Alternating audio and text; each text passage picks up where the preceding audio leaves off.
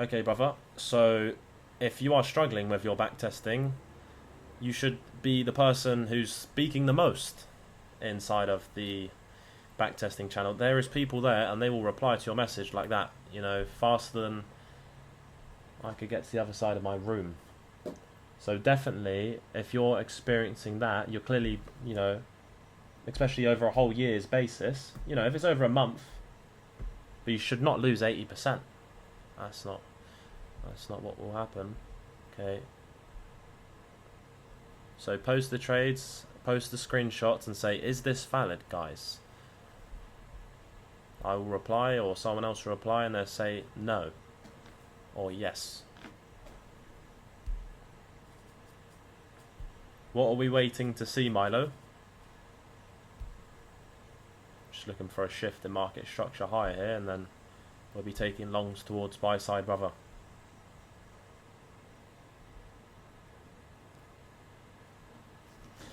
So obviously we've got a bullish bias, and we have, as you can see, a bearish order block, right? So an up close and a down close engulfed.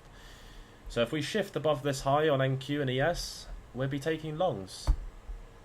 We will be taking longs. And we'll be looking for this point of minor buy side up here.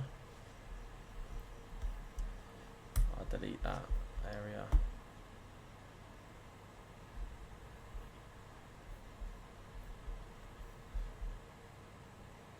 So this would be our bearish order blocks, currently acting as a bearish confluence. Okay, so we expect it gets respected.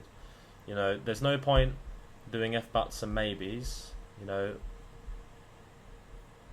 we always expect every bearish gap. We're in a bearish gap right now and a bearish order block.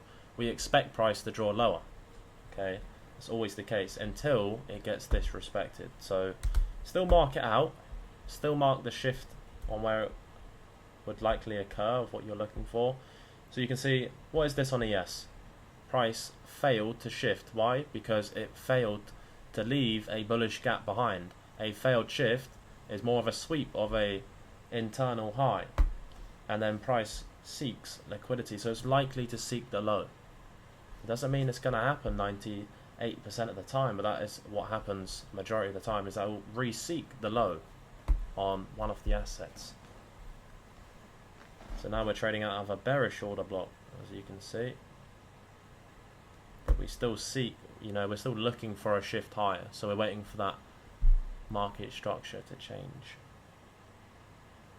Hopefully my breakdowns make sense to you guys. You know, sometimes it might sound complicated, but trust me, this is why Tommy and Ryan, they're doing so much backtesting, because what I say, it sounds like a walk in the park to them.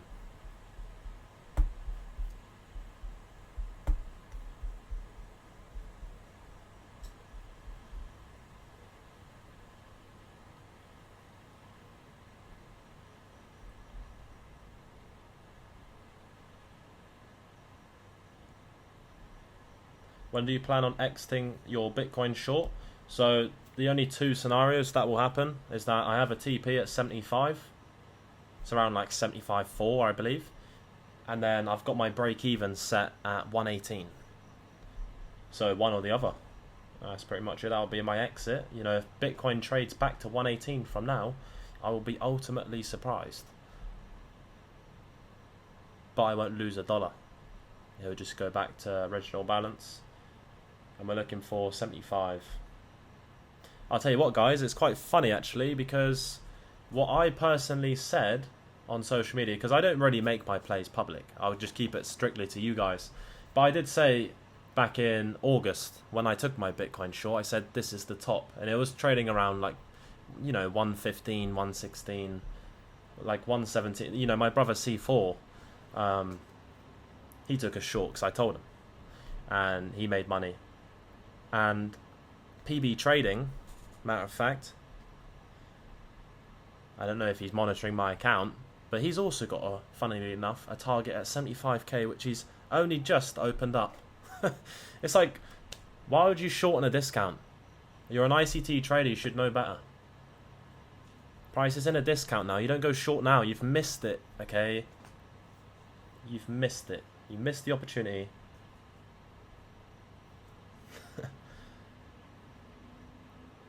I got a little confused with the price failing to shift downwards and the order block. So okay, Sam, it's not a problem.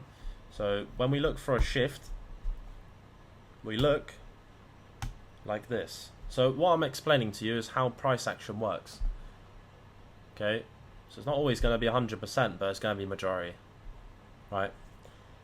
So basically, we have a bullish bias from this point. We're inside of macro. We're looking for a shift. Why is everything gone black? I think it's because I did something on the browser and I changed everything black. But so we was looking for a shift. NQ didn't shift, and it put in a bearish order block. It's traded out of the bearish order block, okay, and it's likely seeking their low, as we said. ES closed above, so we shifted on ES. That's a shift in market structure, okay, but it's a failed shift. Now, Sam, it's a failed shift because we didn't create a bullish gap. So what this tells us in price action is that it's not strong enough, or it's not enough of essentially a powerful displacement. It's not enough for price action essentially to shift and hold above that area in price. It went above, it closed above, it shifted, and then the next candle completely engulfed it, putting a bearish order block in place. So it's still in bearish order flow for price to draw back to the low. So it's like you're going to seek liquidity again, okay, and then we will see if we get a shift higher in market structure, if that makes sense. So we swept this short-term low. Let's see if we take equal lows. Sam, I don't know if that makes sense or makes more sense. But yeah, just understanding shifts in market structure. If you don't understand what an order block is, it's simply just a up close candle, okay, which a bunch of bearish orders or a bunch of aggressive short positions then engulf the previous positions, right? So essentially creating a order block, either bearish or bullish. And it is where institutional interest is at.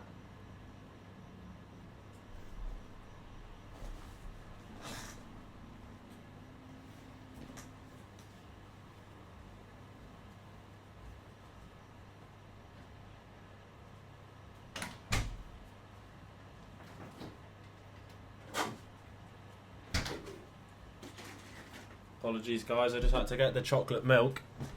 It's pretty essential. It's pretty essential. We are putting on weight slowly.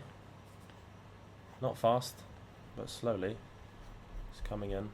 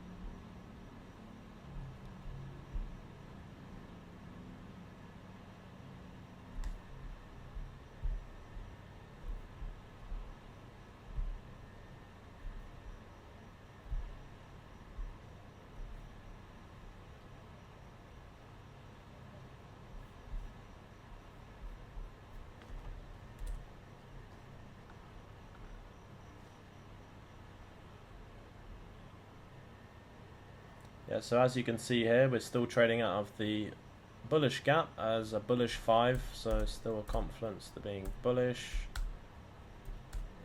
No shift on ES as of now, so not really that interested. That's a bullish 15. So the hourly got inversed. So we actually got a bearish hourly. Okay, so take that, because we've gone past 10 AM. I just want to look at the 4 hour, because that's going to be quite tight. It's a bullish 4 hour, so it's a bullish bias. We have a sweep of sell side. Let me turn down this order block a little bit. Let's put 50%. So our shift on NQ would be above this high. That's a failed shift again. This is our bearish order block that we can pay attention to either one. I mean, we can use either one to be paired with a gap. We don't care about London anymore because that's met the draw. This is our new point of buy side of interest. So we can bring this on to ES as well. Same point of buy side. You see that difference on ES? Big difference, right? Between that high.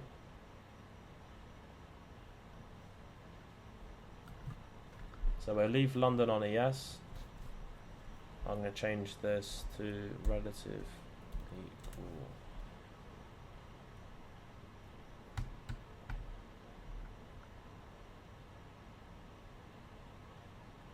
So, you know, failed shift. It's just likely seeking liquidity. So it's entering more of an accumulation period. We're going to manipulate sell side. Price took the short-term high on NQ, so it's just taking buy stops. You know, respecting bearish PDRA still. You know, simple stuff. And with our bullish bias, we'd still just wait to anticipate longs, if that makes sense.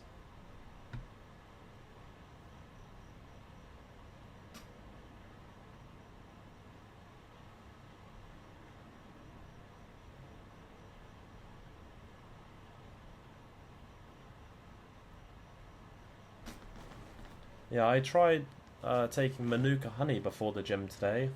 I got a decent pump. I got a pretty good pump.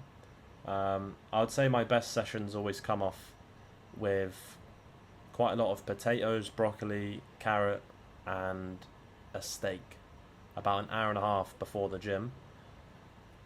And then before I leave, I'd have like a banana. That'll be it. That's a pretty solid stack. What is a good raw honey brand? Well, if you just get your honey from New Zealand and get Manuka honey, but make sure it's, you know, MGO at least 500, and then you're gonna have some good stuff. It's good for your skin. It's good for illnesses. Everything. You can't buy it in a normal store though. You have to either go to like a premium supermarket, and it will usually be locked in a cabinet.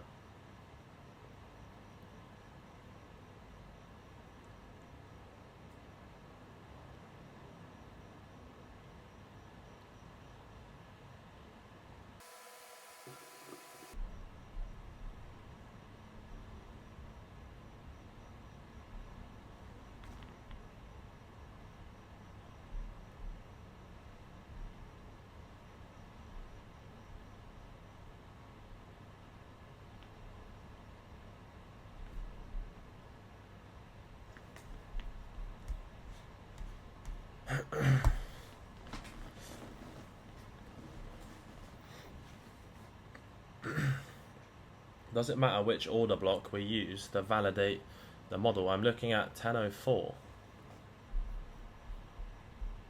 Yeah, 1004 is fine.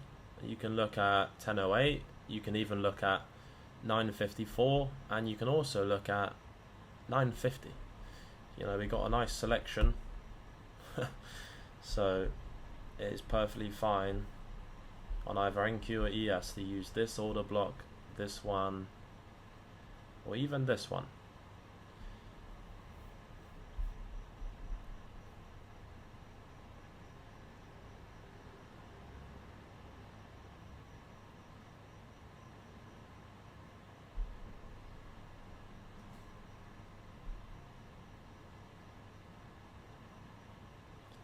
So you can obviously see, as we said earlier, a failed shift likely seeks back towards liquidity, and it's now taken the short-term low, so it's taken liquidity and it's heading towards the equal lows.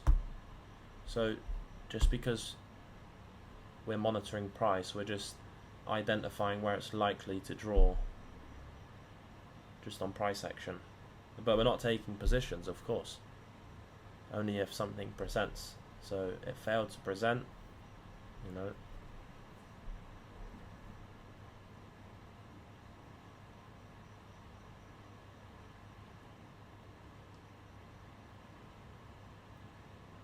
Is there any rule you have if I miss an entry for whatever reason?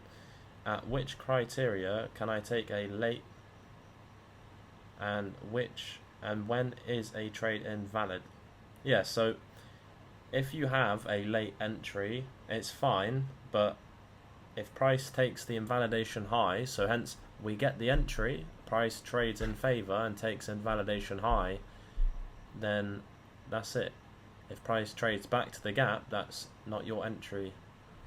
That is not an entry for you to take. To be honest, Tarek, just don't miss the entry. That would be my advice.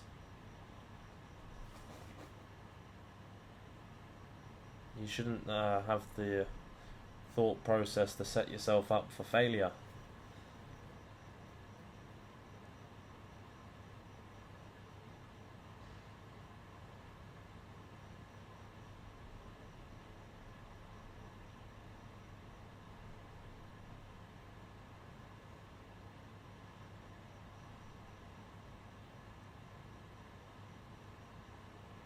Yeah, if you miss the trade, then you've missed it.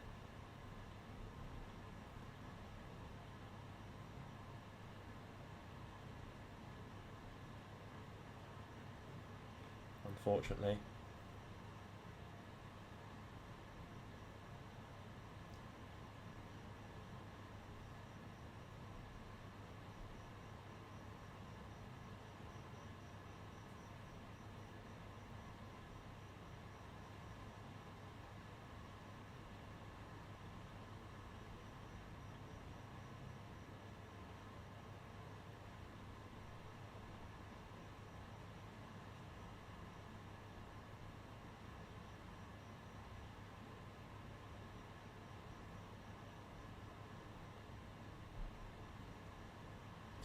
Alright guys, so that's the end of the first day of macro. You see, we didn't take any positions, and there wasn't any positions for us to take. You know, ES is trading out of another bearish order block, so it's just respecting bearish PD race. Alright, so there's nothing for us to take just there. So as price takes more liquidity, right, in the second day of macro, we have a nice accumulation period in the first AM, which is good to see. And then second AM should start to pick up, and we'll see some, you know, more volatility for price.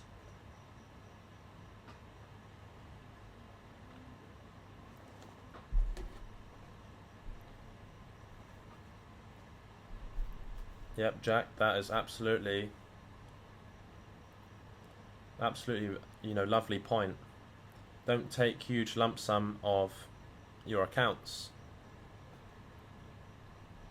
Well, you need to take what you need, but make sure you actually leave some sort of balance in your account as far as a drawdown, right? So you want to leave at least a minimum of 2,000 as your drawdown. That's our absolute minimum requirement, but preferably you want to go on a scaling plan, right? If you're trying to double your income, you're going to go from a $2,000 drawdown to 4.5, and instead of making 6, you're making 1.2 per account per trade, and you can very easily, okay, so to what you can get to from my guidance of the prop firms I'm working with, is 38 50k accounts.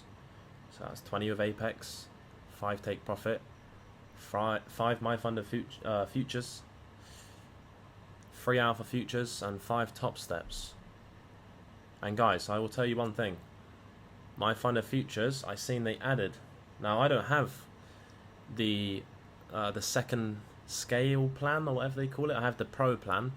But anyway, this is something, if you're not with my fund of futures, I have just seen on their website that they are offering, which is actually good. So they don't scam you for payouts, right? Because before they had on the scale plan, they only had first payout was like 1.5, then it was 2, 2.5, 3, 3.5, and then I think after the 5th payout it just went down to like 1.5. So it was a real rip-off. But now on checkout, if you select the free capped payout at 6.5k, that's actually good, because you're not going to need anything more than that, because I believe it's either a 5 trading day in between payout and your max cap is 6.5. You won't actually make between 5 positions or have an issue with the 6.5. You'll be able to take your money. So that's good. And you only have to make 3k instead of 4. So now the better plan to go for is the scaling plan, selecting the free option on my fund of futures. Just thought I'd let you guys know.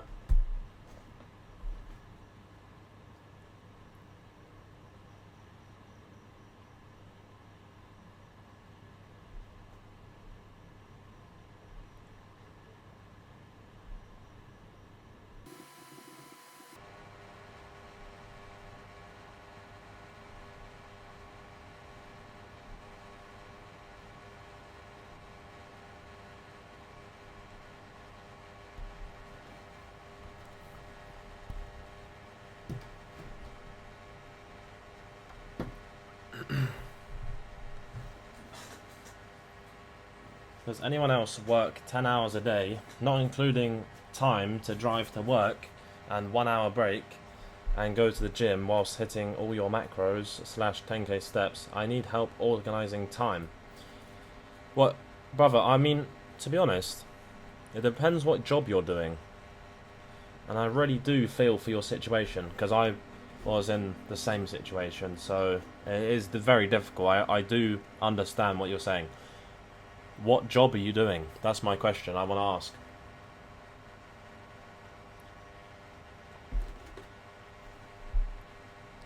I was working 12-hour shifts with no break. Amazon. Holy shit, brother. I used to do Amazon as well. I used to trade whilst doing Amazon. That was very difficult.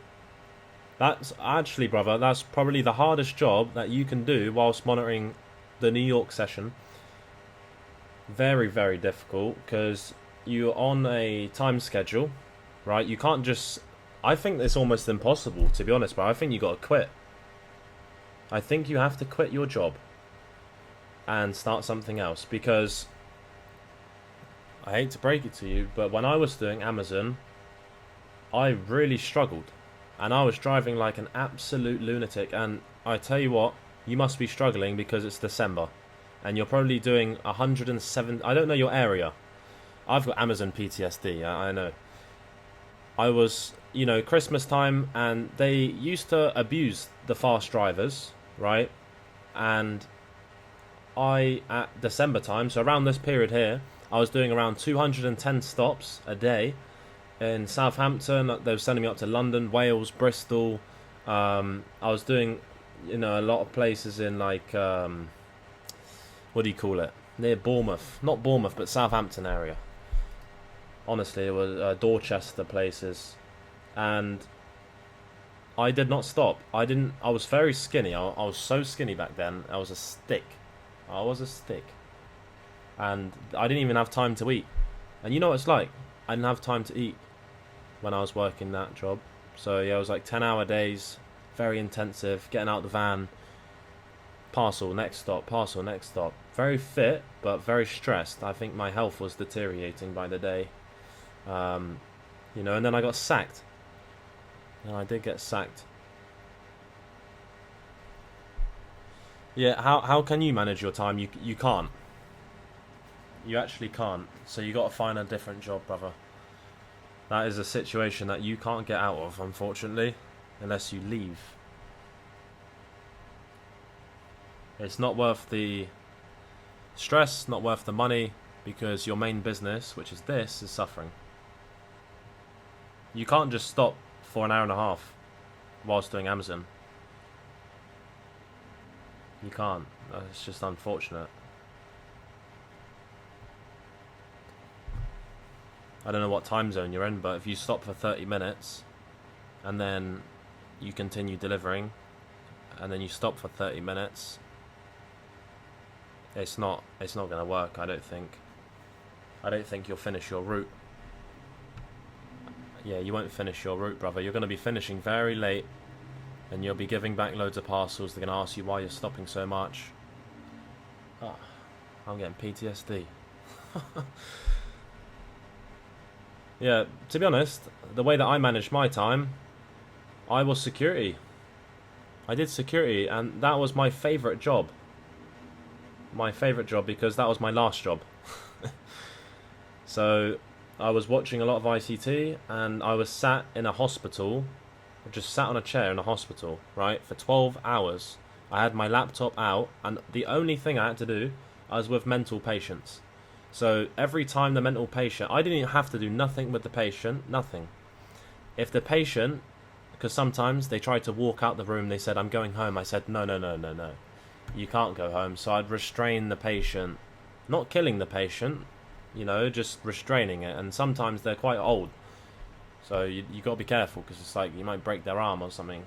But that probably happened like once every 3 shifts. So I was just sat there for 12 hours with my laptop monitoring, backtesting. I was backtesting the whole time, actually. I was backtesting. I was doing night shifts, 6 p.m. to 6 a.m. I'll come back at 7 a.m. because I used to get the bus for an hour.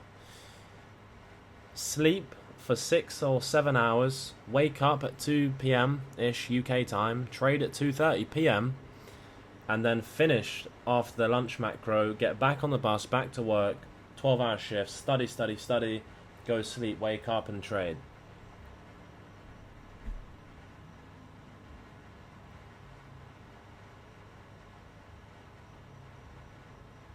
Yeah, some of those patients, they've fully lost it.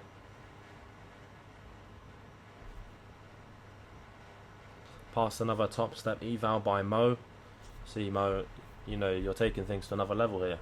This is great. See, each week, guys, I want you to set targets for yourself, okay?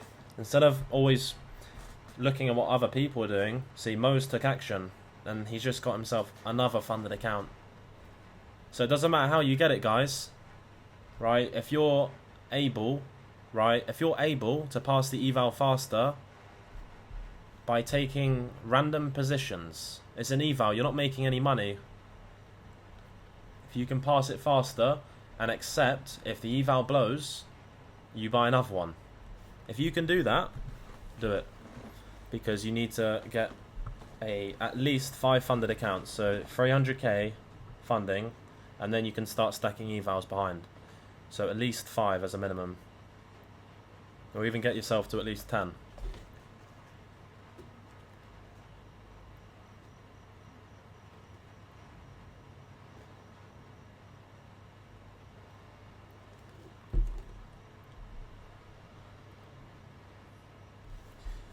But yeah, what was his name again? Apples. Don't worry, brother. Your Amazon job is going to be completely over with. You're no longer going to have to wake up and put a stinky high vis on. I remember those days I had to put my stinky high vis on and drive the white van, which you have to pay for the van, right? You got to rent the van each week. You got to pay for the fuel and get scammed by the Shell garage for £150, which is your whole daily wage. I remember it. I know what it's like. You shall surpass this.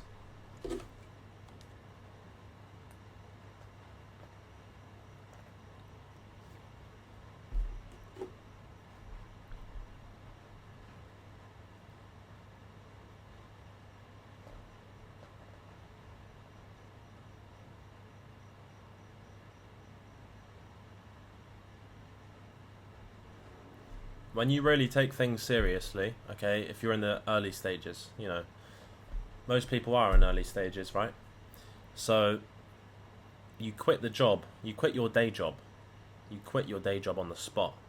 You know, you don't even tell the boss, you don't even turn up, right? You take your last paycheck or whatever that payment is, and you're out. And you find another job, which is night shifts. If you're in Europe, right, because I don't even know too much about geography. I don't even know if the UK's in Europe anymore. I don't know if they floated off and left the EU. Whatever they did, right? 2:30 p.m. open. I can't work day shifts. So if you're taking it seriously, you need to be doing night shifts. If you're in the UK or in Europe, you need to be doing night shifts. And if you're in the US, close to EST, you need to be working from after lunch. You need to be working from like 4 p.m. until midnight. You need to be doing that shift, or just do night shifts. But night shifts won't really work. You want to do like, find a position if you're in the US from say 2 p.m. to midnight. That's what you can do.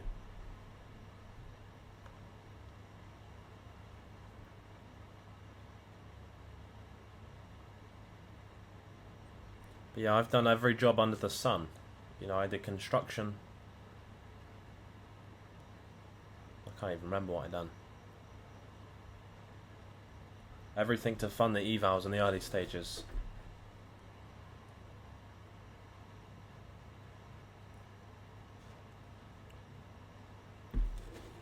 Yeah, with security, I mean, what country are you from, Apples? Is that your name? What country are you from? Because if you're from the UK, you can't just do security, you need an SIA license. Yeah, so you're going to need, because you're in the US, you will be able to find a lot of security jobs, but you're going to need a license because you're in a, what do they call it, a first world country. You need a license, you'd have to do a course. It only took me a week to get the license, pass a little quiz. Yeah, well, depends where you're working, right? If you're doing security, you want to put yourself in a okay position where you're not standing on dangerous doors, because there is clubs which are dangerous and you will in the UK get yourself stabbed, especially over in London or Manchester. Same with the US as well. It's all fallen to bits. I commented on a reel earlier actually. I don't know if you guys know Ed Matthews, but he got pressured by this security guard. So a security guard pressured Ed Matthews, and I commented because the security guard was in the wrong. So I commented. I don't know why I commented, but I did. And I said, this is why I left the US. And then, there we go.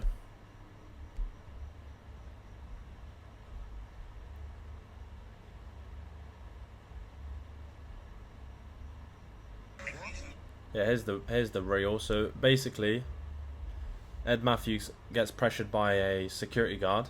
I said why I left the US, and then another guy commented, tell these other white people where you went so they can go too.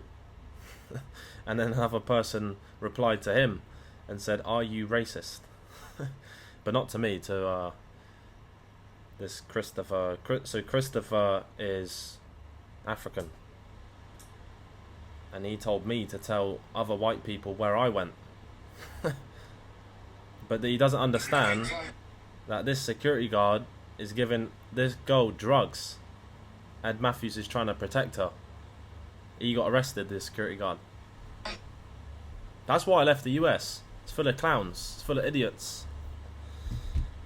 I don't like the culture. I don't know why people in the US, they're so loud, obnoxious, if you know what I mean. He was saying all this stuff like he was like saying that he's gonna back out a switch or he's gonna do this, that, but he didn't do nothing. Nothing.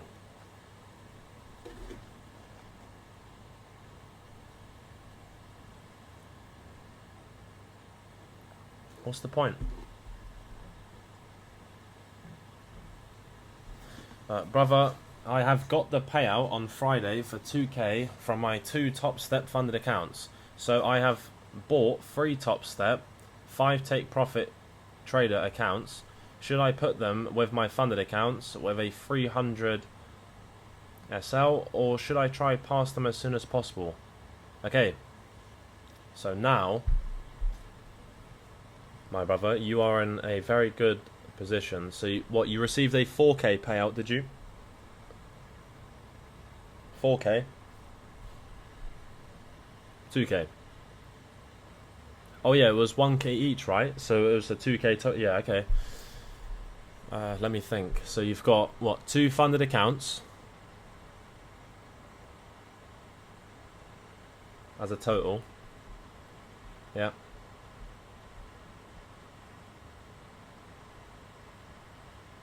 Let me think.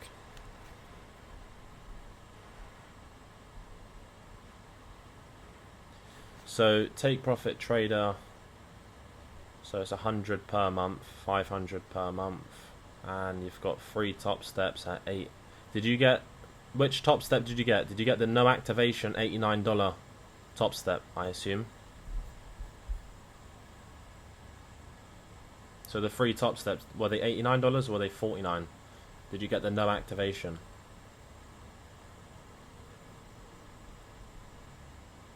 $49. Okay, so that means you're going to have to pay an activation. It would have been best if you got the no activation, but it's fine. So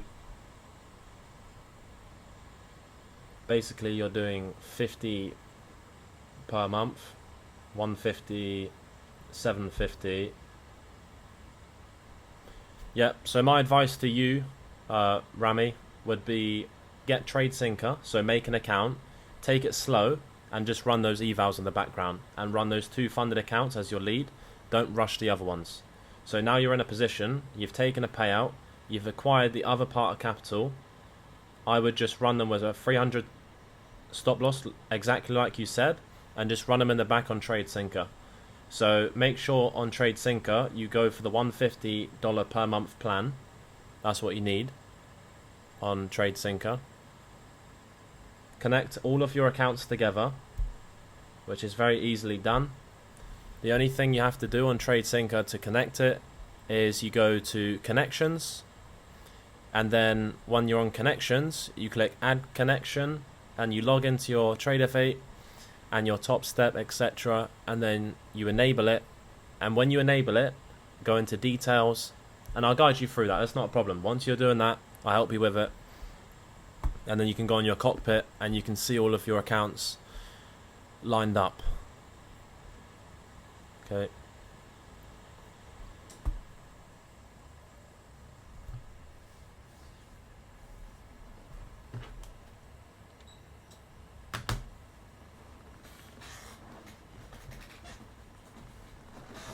Yeah, so create a TradeSyncer account, and then you basically just want to, what do you call it? Do the $150 a month plan. That would be my advice. So don't put risk on yourself with repurchasing the evals. I would put the risk on for the fact that you would get rebuild, and your rebuild's only $750, which is fine, because over a month of price action, that would give you a whole month. Milo, how many trades have you taken this month? How many trades have we taken this month? Let's see. 3 trades, I believe. 3 trades. We have taken a losing trade of minus 0.6R. We've taken a winning trade of plus 2R. And we've taken a break-even trade.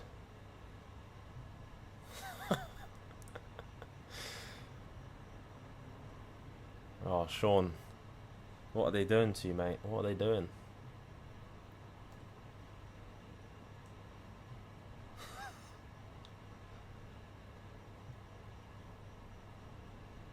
Are guns legal in Thailand? No. You know, thank God they're not legal. I don't want people walking around with guns. That's why we're out of the US.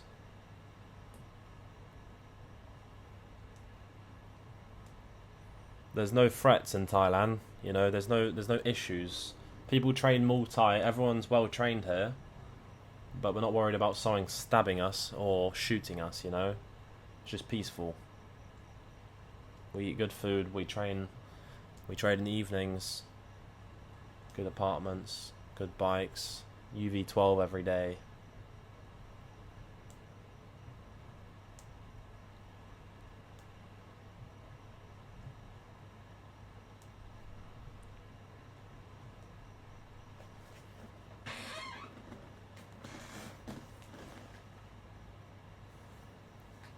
Well, yeah, to be honest, you know, the one thing I've learned is, you know, I don't know, the obsession of people having guns and knives and everything and all this stuff is because all the people that I've seen have them in the past, they've ended up getting shot or stabbed. Not essentially shot, I've not seen that part because I'm not from the US, but I've seen many people end up getting stabbed by their own knife or just kind of self-inflicting themselves by putting them in situations which they think they're good because they have this, that, and then they get, you know, they go jail. What's the point? We're businessmen, we're successful, we're not walking around with guns. If you've got a security concern, then you need to up your income, and no one's robbing your ass anyway because you've got no money. And if you're making money, you're going to hire security. You're not going to walk around with a gun, you know, shoved in your boxers. You know, we're not criminals. We're far from it.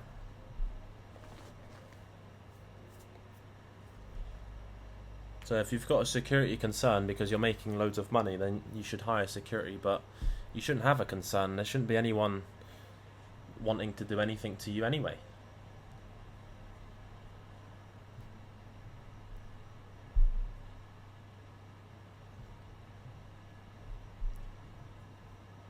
Milo, did Bournemouth have a lot of people carrying knives? Yeah, I mean, you know, yeah, of course. I mean, there's some people, but it's not that bad. I say there's more people carrying drugs. That's Bournemouth, I'd say. There's a lot of people carrying drugs, but I wouldn't say there's a lot of people carrying knives. You definitely got a good selection of people with knives, but Bournemouth's very much full of drugs and university people, yeah, around 18 to 24 years old. UK, oh my god, Bournemouth's finished, absolutely cooked. Southampton, disgusting. London's disgusting, filthy. Wales is disgusting. Bristol is absolutely awful and stinky and disgusting. Salisbury's disgusting. The whole of the UK is filthy. I can say that as a fact. I've been in every single part. It's absolutely awful. There's not one good thing about it.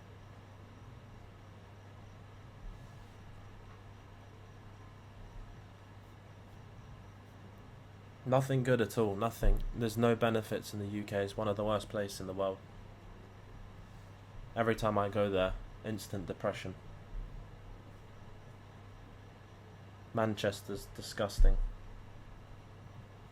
Birmingham's disgusting. The only nice places probably left in the UK would be all the way at the top. Like some nice place. If you like the countryside, then maybe in Scotland. But then guess what I seen the other day? Someone got stabbed in Scotland as well. Ireland's falling to bits. Someone in Ireland got their body parts cut off and shipped, and you know, in different places. So it's all disgusting. It's all finished. Yeah, Birmingham's one of the worst places. I mean, yeah, you're right. It doesn't probably get worse than Birmingham. I'll tell you what's worse than Birmingham, probably Croydon. So Croydon, and then parts of South London, and then Birmingham. Birmingham's always been bad, and it always will be. I mean, the problem with the UK is that the jails are actually full. They're full. There's actually no space. So many people in jail because of immigrants who have been let into the country. The jails are so full, they actually can't even take people who sell the drugs now into jail. It's crazy. So they actually drop a lot of cases. It's unbelievable. I'll tell you one thing about criminals, guys. I'll tell you one thing. There's not a single criminal that you will know who's actually making loads of money and stays and sustains it on a long period of time. Every single person I know from my hometown, they're not making that much. And they haven't got long left.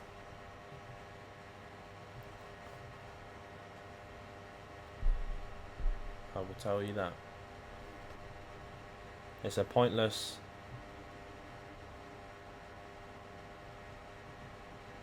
looking over shoulder lifestyle that you don't want to live.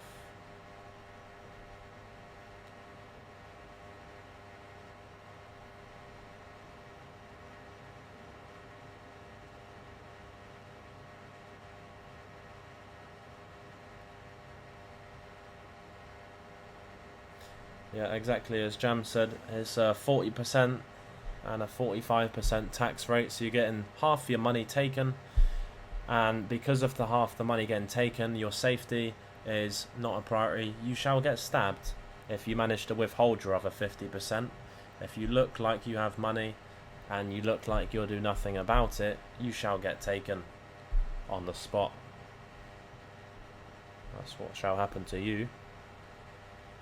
One will be stabbed in minutes and seconds if one takes the wrong turning down the wrong street.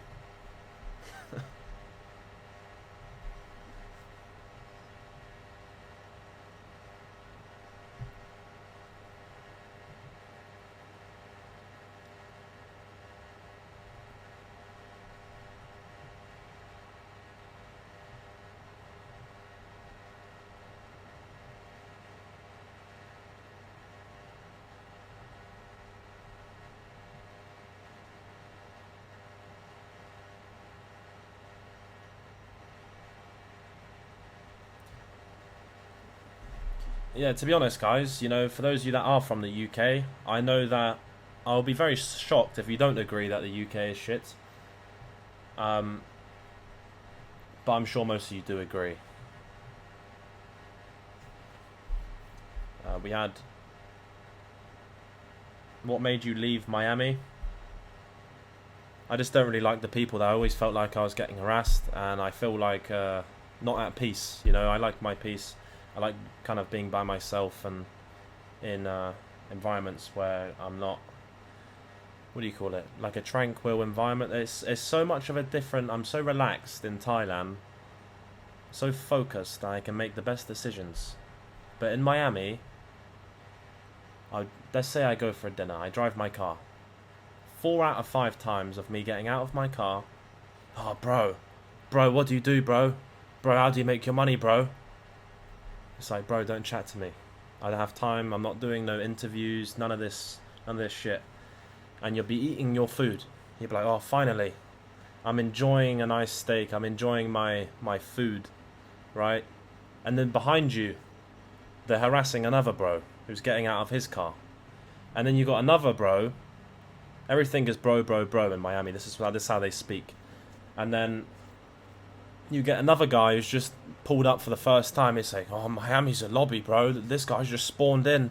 He's just spawned in on this Ferrari. And then look, this guy's just spawned in a Lambo as well. It's unbelievable. It's a GTA server, bro. No, it's not. It's really, really not. It's people who can't afford their monthly payments. And they're just harassing social media, little naggy people. I don't feel relaxed there at all. I feel on edge. I feel like someone's going to, you know, get that camera out my face. I don't know. I don't feel relaxed in Miami. That's just my opinion. I have a break for now. I'll go back in the future, but not now.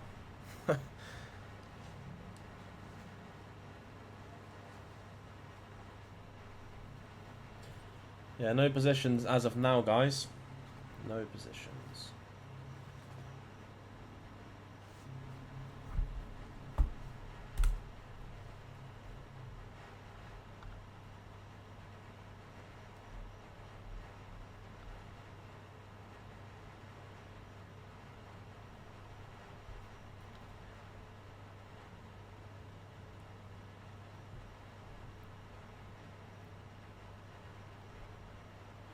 Yeah, for those of you that are newer to the to the game, I would just say that you'll be I can't say this word, I've never been able to say it, but temporarily motivated by seeing other people in supercars and this and that in Miami, but that is only temporary.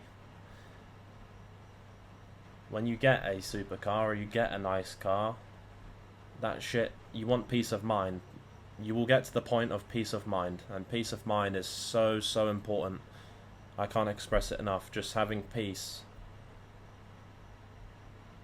being able to make the best decisions, being able to map out and think very effectively, eating very good food, you know, having a very structured day. And your environment of where you're at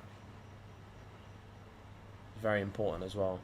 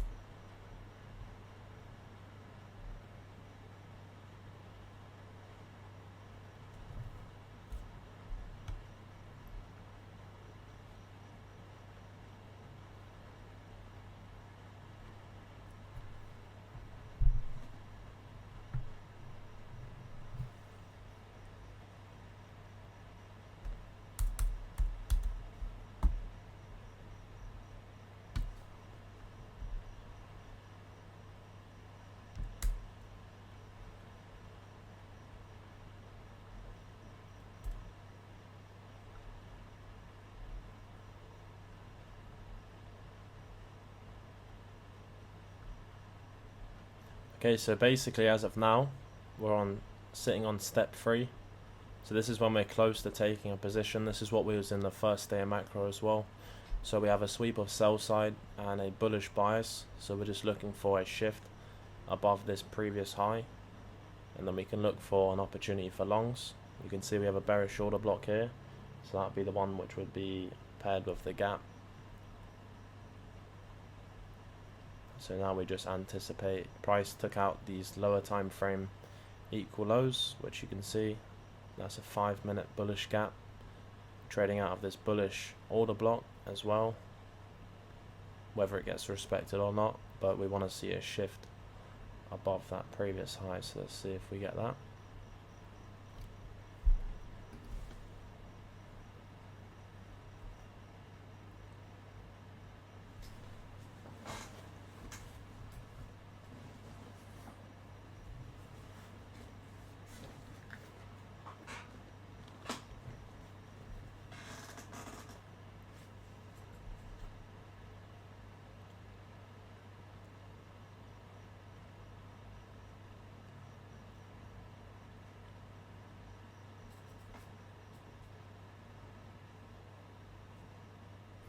Where would the market structure shift on ESB? It would just be above this short-term high, which you can see. That's what we'd look for. So price just shifts above the previous swing high. That's all that we look for.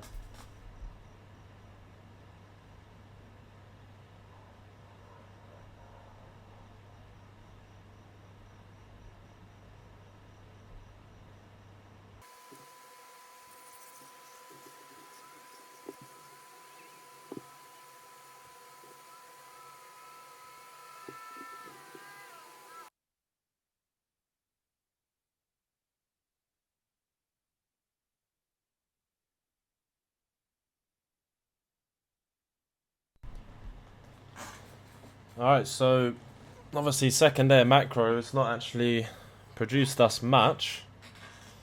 Thought we was going to get a shift in market structure there, but we didn't. So nothing as of now.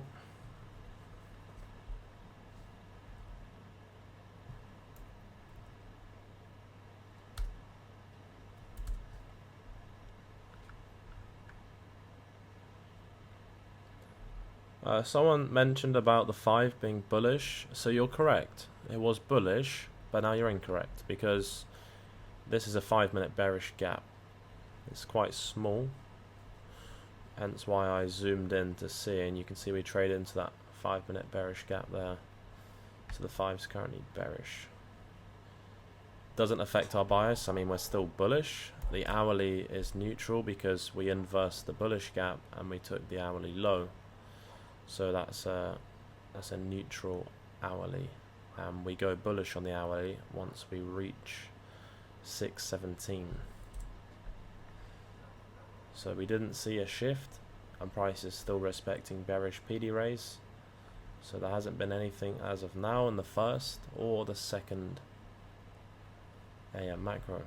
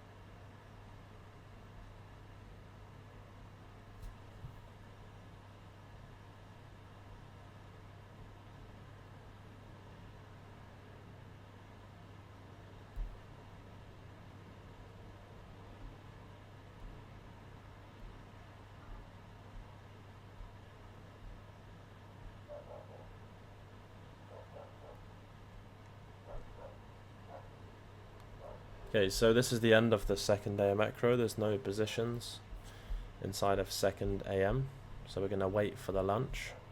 What we've seen in the New York session so far is just price failed to shift into a bullish market structure and just respecting bearish PD raise with internal sweeps of buy stops and just repricing back to sell side, and then the same occurrence. So there will come a point, likely the lunch macro, where price would want to reprice back towards buy stops in a more of a premium of that move we've seen here. So we're obviously accumulating already. We will likely accumulate slightly more towards lunch, and then we will see if we get any opportunities inside of 11:45. I'll speak to you guys shortly.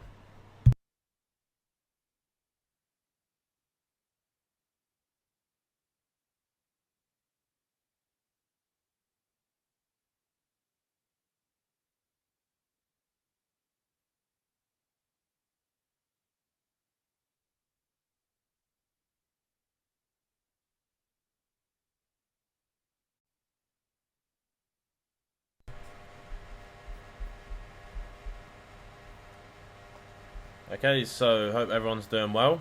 We're looking at the lunch macro here. We'll see what we get during the lunch macro. So what we've seen, obviously as of now, is that price has accumulated, okay, since around 11 AM. So, you know, we're getting up to like 40 minutes of accumulation. Price took out a short-term low, as you can see. So we did sweep some sort of sell stops, but it's not as far as taking out the accumulation low and the accumulation high. So yes, we have swept minor sell side, so even if we do shift, we can look for longs. This would be invalidation high, as you can see, and this is sell side.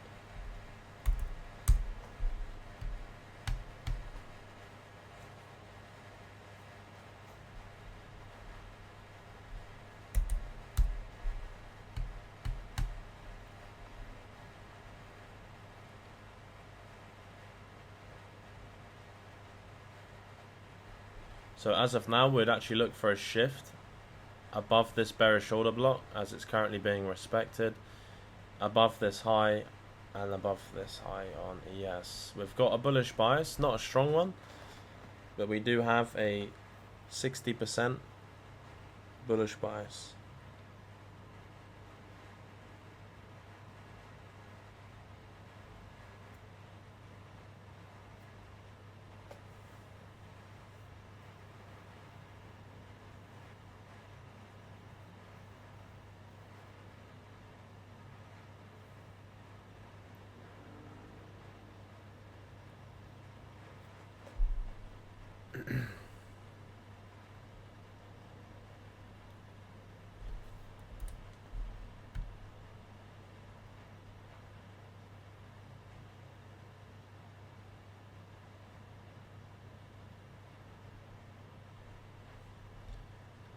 So the shift in market structure on NQ would be above this high, and the shift in market structure on ES would be above this high. So that's what we would look for, but you've seen price had a failed shift, took out buy stops on the short-term high, still respecting both bearish lower time frame imbalances and order block for price to draw lower.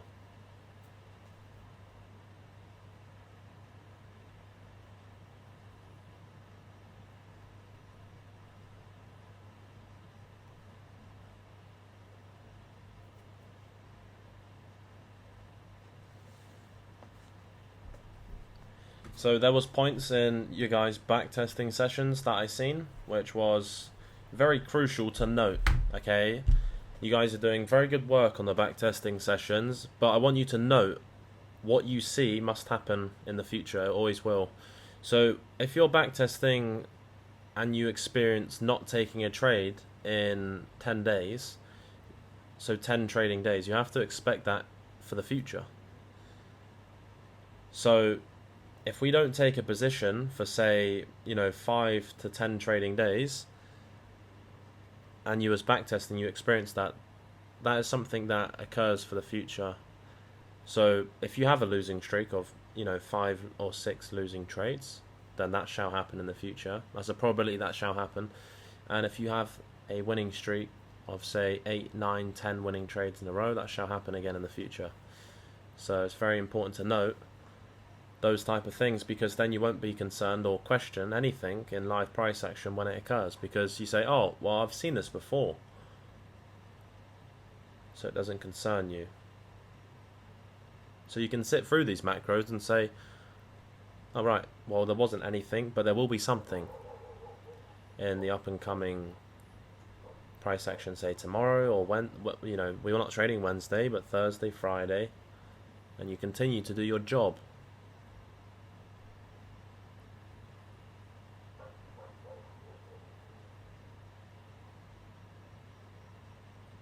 I've started to line up a few more prop firms for 2026 so I can increase the income even further. So I will give you a list of the prop firms that I'm currently looking at. I've done absolutely no research into the prop firms and their rules, so I've currently got it on my whiteboard, and that's what I'm planning. I want to aim next year for at least around a 500k month. That's the goal. I want to get up to 500k months as an average.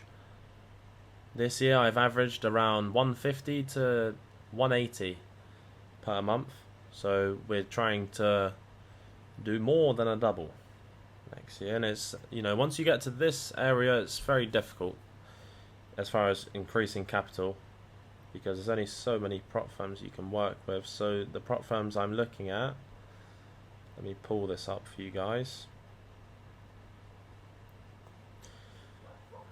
Okay, so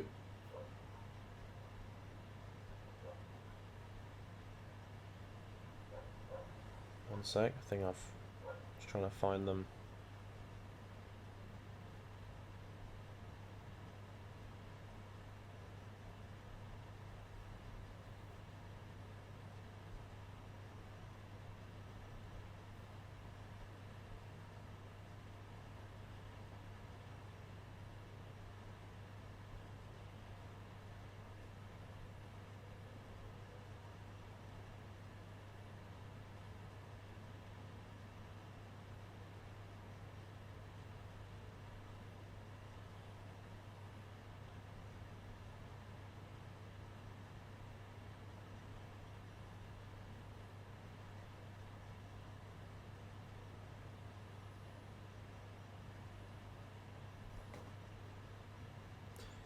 So the aim is to get up to 120 50k accounts. You know, that's the aim. ChatGPT, give me the list of futures prop firms of the ones that I don't already have, as we spoke yesterday. Give me that list again.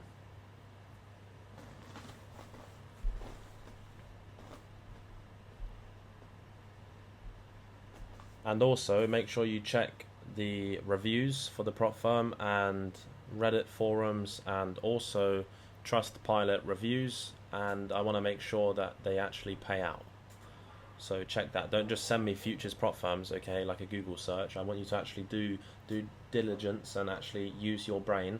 So check reviews, Reddit forums, any bad press on these futures prop firms. Only give me the ones that pay out and have good reviews. Okay, give me the list now.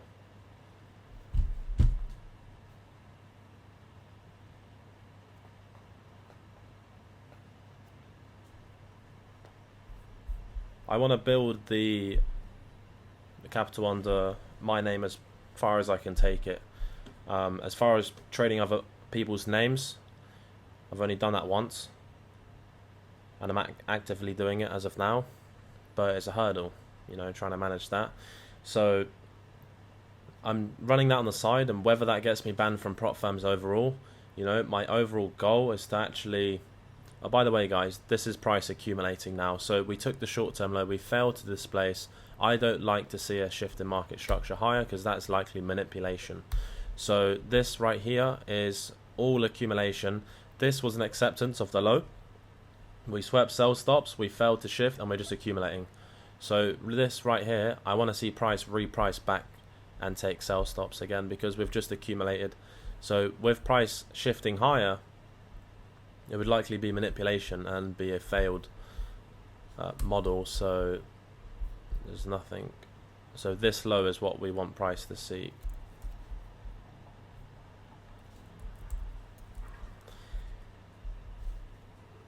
But yeah, under my name, I'll be able to get a lot more accounts, I believe, with other prop firms that potentially will pay out. You know, there's always going to be, I'm always expecting that I won't get paid out from, you know, a couple of them, but prop firm match has good list.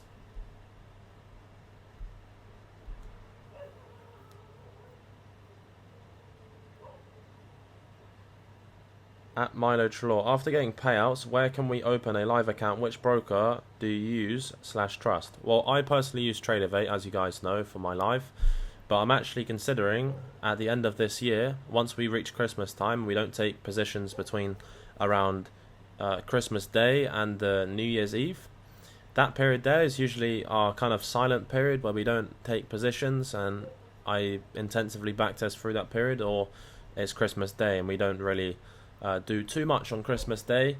Apart from that, that's probably like my only day which I don't do as much. I still work on Christmas Day, I don't give a flying rat. So as far as the live account, I actually suggest, well, first of all, tell me where you're from. Where are you from? And then you can see where you're from and is the live account able to support you. Because, for example, if you're in India or you're in places in Africa, I know some live accounts you won't be able to actually open. So you need to look at that as far as where you are at.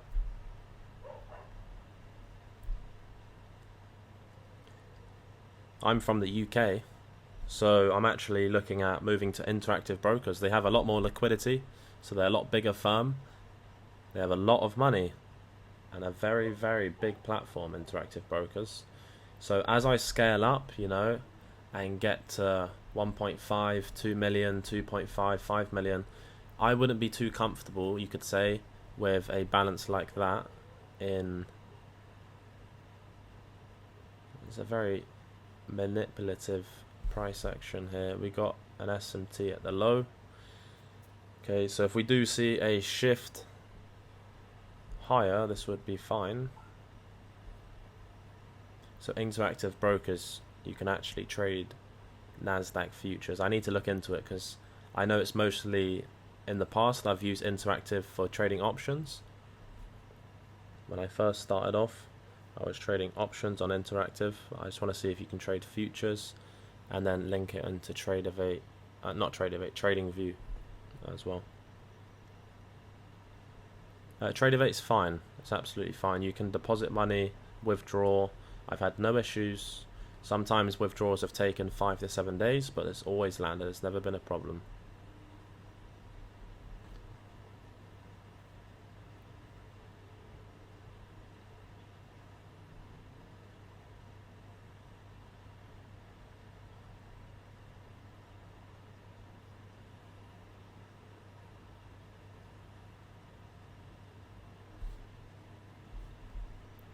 I guarantee you, after this New York session here, with this kind of period of price action, you know, we have seen clean price action today, so there's no complaining for price action. It just didn't shift higher and give us the model for longs. So essentially we didn't take a position, but just because of this, even though price dropped around 250 points, so it's clearly very volatile, you will see on your Instagram, as you're on a reel, someone's gonna say December price action, bro. No, the December price action is absolutely fine. You know, if we get a position, okay, cool, we'll take it. Price action is extremely volatile, you know, due to swing at the open, price is drawn lower. It's perfectly fine. There's no issues here.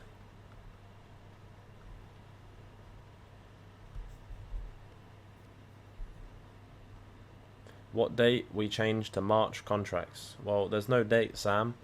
It's when the March contract will have the higher open interest, then we shall make the switch.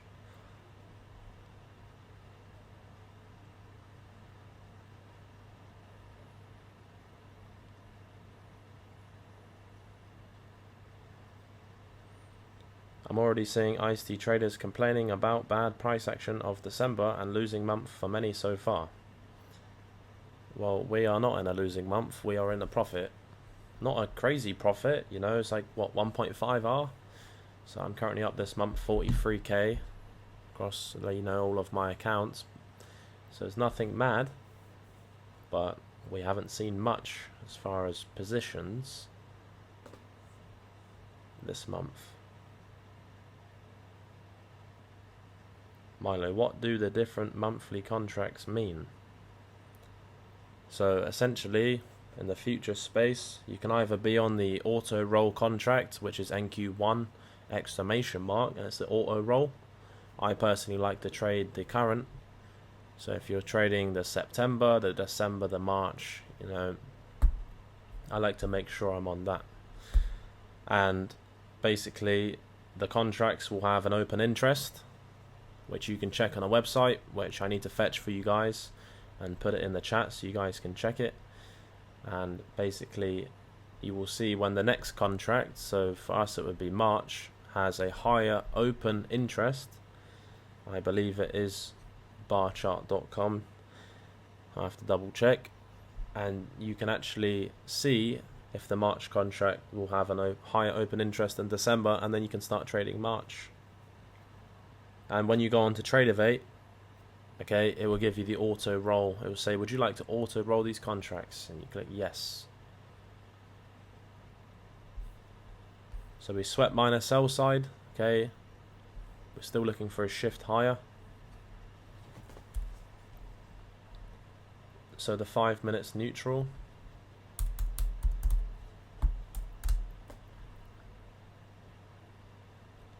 '15's bullish.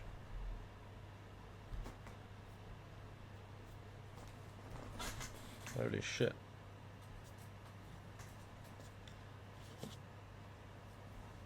I got to close the balcony door. Some crazy bug just flew into my head.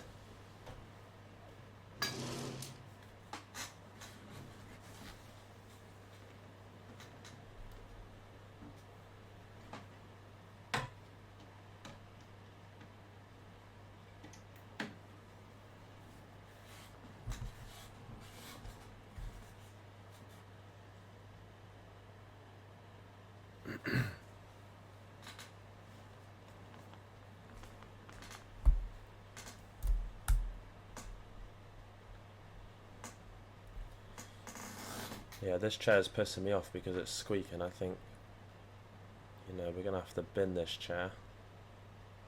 I'm still waiting for this other chair to come through the post. I ordered the... I can't remember what I ordered.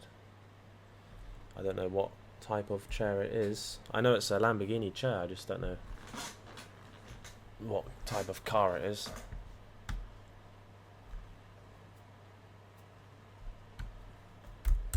Uh, 4 hour time frames, bullish. Yeah, we still got a bullish bias, so that still stands.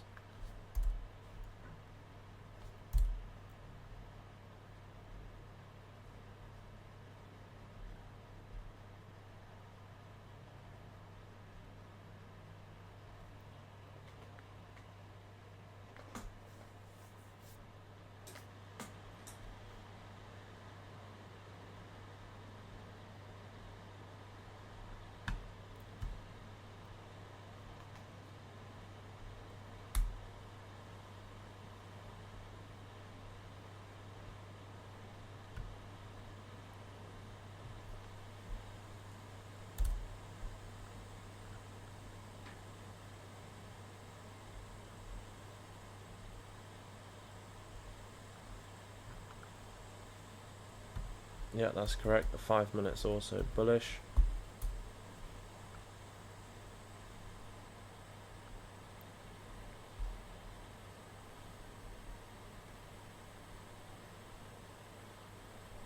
Okay, so ChatGPT has recommended me a few prop firms that I can actually scale up with, and that is Elite Trader Funding.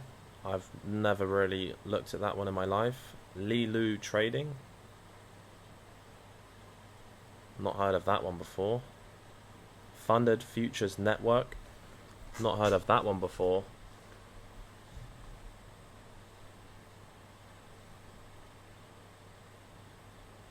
Trade Day. I've heard of Trade Day before, I'm pretty sure. Yeah, I'll be honest, ChatGPT, mate, I think you're trying to set me up because you're not giving me a very, you know, good prop firms of what I've heard of before. You're just giving me these kind of shady prop firms I've not heard about. So I'm not going to take your advice. I'm going to do my own research and speak to people. I don't really trust your opinions, especially with your logo as well. It's very much, if you spin it around, it's a logo of the Jews, right? So I think you're trying to get me. I'm not going to take your advice anymore. Yeah, he's finished. I do my own research.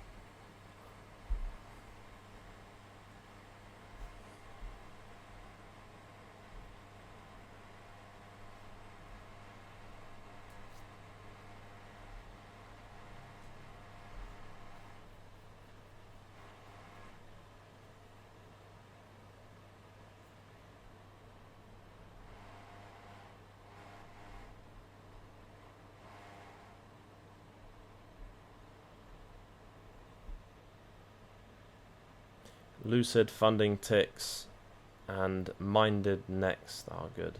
Okay, I'll take them into consideration. So I've heard that Lucid is good and Funding ticks are good.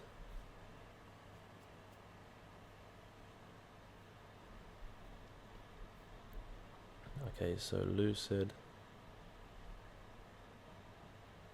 So for those of you that don't already have max allocation, when I say that, that's the 5 top step, 5 take profit, my funded futures, alpha futures, and 20 apex accounts. If you don't already have the standard, then don't start working with these other prop firms. I will be the tester. I will lose the money. Let me lose the money. If they don't pay me, then I've saved you. So you need to get those accounts first, and I will be the test dummy. That's what I've always done with these prop firms, and I'll give you guys the ones that actually have liquidity to pay out. I've not heard of the trading pit. We'll have a look. Can add it to the stack. Funded next. Okay.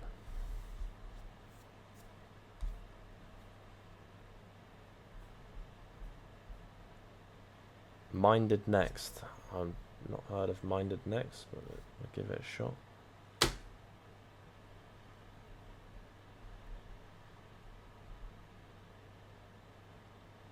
Okay, so I've got Lucid, Funded Next Futures, the Trading Pit, Funded Next Futures, and Funded Next. That's the same prop firm, isn't it?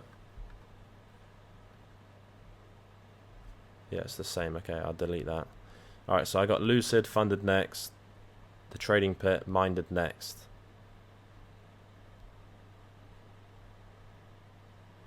Tradeify, I will relook into Tradeify because prop firms do trade, not trade, they take their rules differently, so they do adjust their rules. I'll relook at Tradeify. Last time I checked, it was a 20% consistency on funded, which I wouldn't even bother. But I believe they might have a different route, so I'll relook at that. Someone said funding ticks. Yeah, let's add funding ticks. Funding ticks. E-markets. Make sure it's futures. E-markets, is that futures? The futures desk.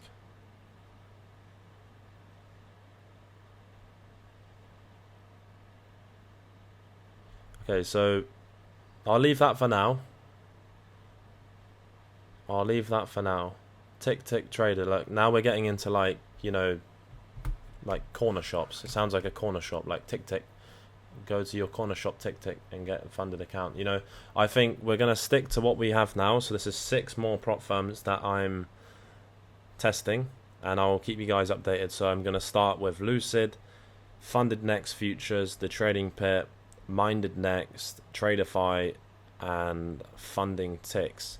So I'm gonna look at the rules. I'm gonna tell you guys which plan is the most appealing and what would be best, but I'm only gonna tell you guys to go with the prop firm once I get paid.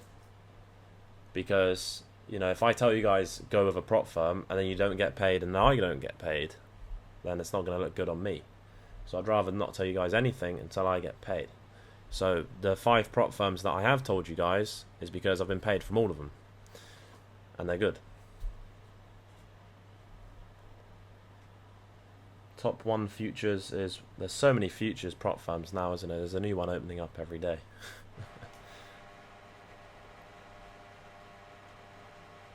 I've actually heard of that one, Maverick. Balloon Knox. Yeah, I'll add that one. Okay. Balloon Knox. I've heard of that. Yeah, I'm going to speak to a few other people as well and see what prop firms they recommend. Because I need to get to 120 accounts. We got to take this to 2026. We need to take this shit to another level, like, you know, a whole nother level. So a non-scaled 120 accounts is 72,000 a trade. Non-scaled. And I've already scaled my Apex, Take Profit, my funded, Top Step, but I've only got one Top Step, right, because it's live, and Alpha Futures, so they're all scaled. So this is, we're talking 100k average per trade plus live. So that's around, that's if I can get 120 accounts, because right now I've got, I believe, 38 plus the FTMO. So we're talking around getting up to about 150-ish per trade. That's going to be silly. My biggest trade ever was around earlier this year when I had the 300k accounts. You know, that was a very good period, but also bad period that I didn't get paid.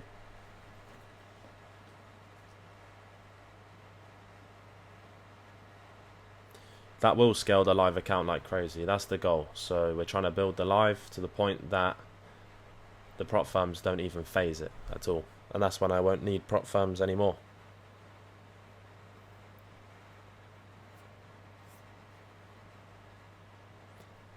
Model forming? Model not forming, no. There's no shift.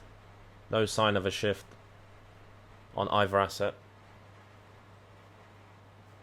Not yet.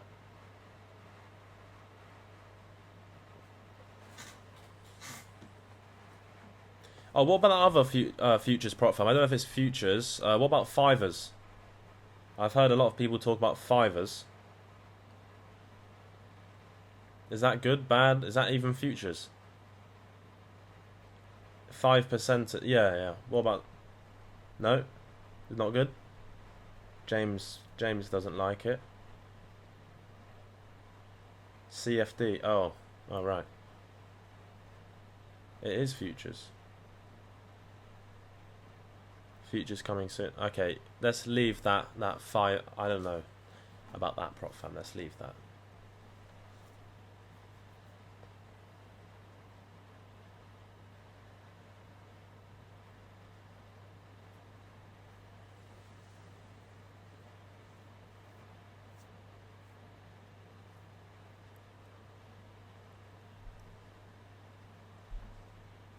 So it's a very clear right now accumulation. Price manipulated sell side. Pat for futures said, why is not shift? So for price to shift market structure, it needs to put in a short-term high. And we have not put in a short-term high. If Pat, you can explain what candle you believe is a swing high, a short-term high, then give us a time. But for price to shift market structure, it shall be above this short-term high on ES and this one on NQ. That's what we will be looking at for a shift.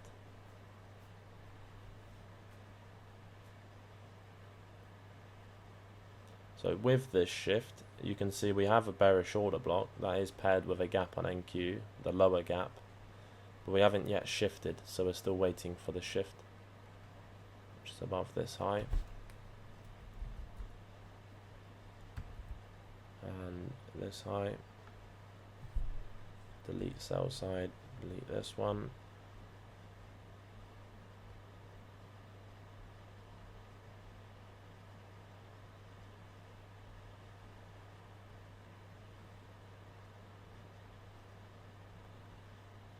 So this here, we formed a bearish order block, price traded higher and just inversed it straight away. So what's that going to be? Mitigation, which is paired with a gap, as you can see. Still no shift. So Pat, does that make sense on why price hasn't shifted? Milo, why was it not the lower order block for the shift in market structure? What do you mean, brother? What do you mean? Are you saying that this is a short-term high? Do you understand the concept of a short-term high and a short-term low?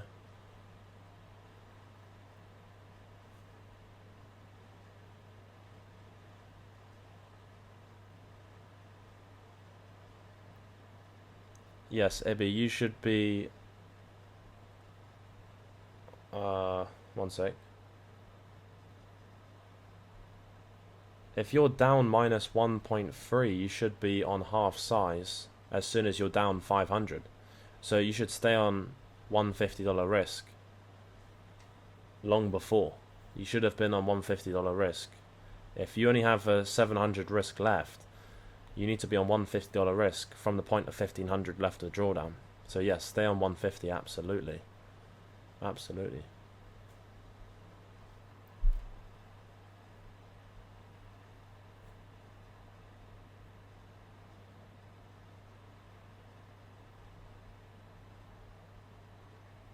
How exactly did you get to the point where you're down 1.3?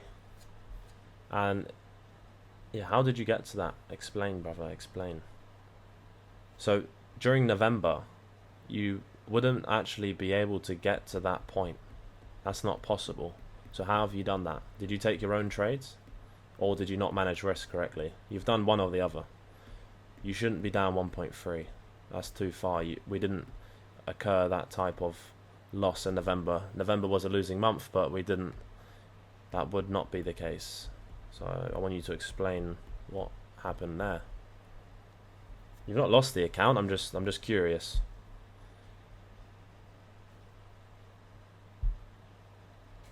I was already down 500 when I entered the group. Okay, so you had a 1.5k drawdown. So off the bat, I did one trade with 300 risk. Okay, so let's assume it was a loss, which put you to minus, yeah, where you're at now. So you're down 1.2, 1.3-ish. Okay. Okay, that's fine. Yeah, so maybe you didn't know. Maybe you didn't know about the 75% rule.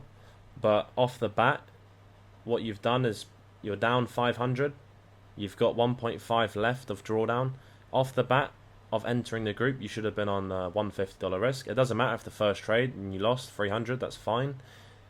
But you should be on $150 risk from that point moving forward. Absolutely. And that means that you would have minus 500, minus 300, minus 800, 1.2 left of drawdown. Why do you only have 700 left?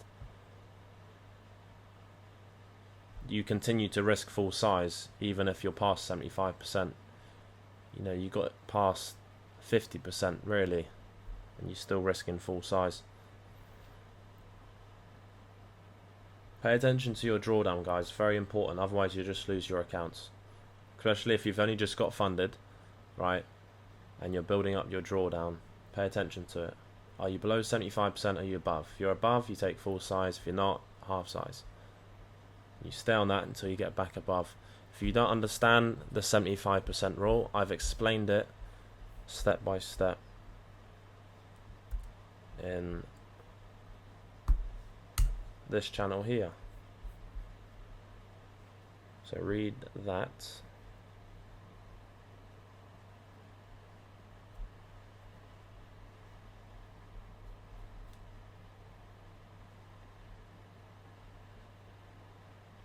Mike said, short term.